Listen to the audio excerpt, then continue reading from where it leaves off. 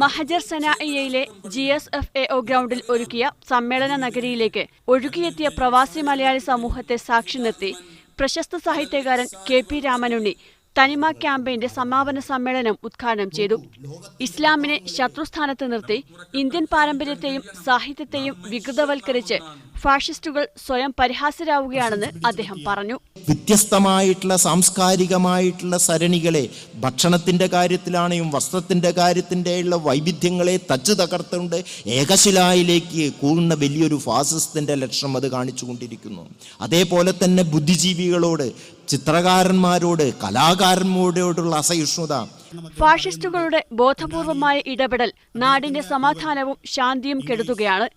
ഇതിനെ നേരിടാൻ മാനവ സൗഹൃദത്തിലൂന്നിയ പ്രവർത്തനങ്ങൾ തുടർന്നുകൊണ്ടേയിരിക്കണമെന്നും രാമനുണ്ണി പറഞ്ഞു.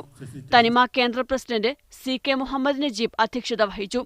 സനാഇയ കോൾ ആൻഡ് ഗൈഡൻസ് സെന്റർ മേധാവി Sheikh Sathi Salih Al Zahrani KP രാമനുണ്ണിക്ക് ഉപഹാരം സമർപ്പിച്ചു. ക്യാമ്പയിൻ കൺവീനർ KM ബഷീർ പ്രമേയ പ്രഭാഷണം നടത്തി.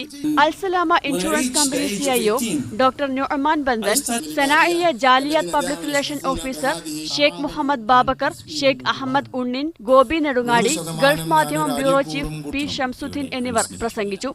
മലർവാടി ബാലസംഘം കുട്ടികളും യൂത്ത് ഇന്ത്യ പ്രവർത്തകരും വിവിധ കലാപരിപാടികൾ അവതരിപ്പിച്ചു.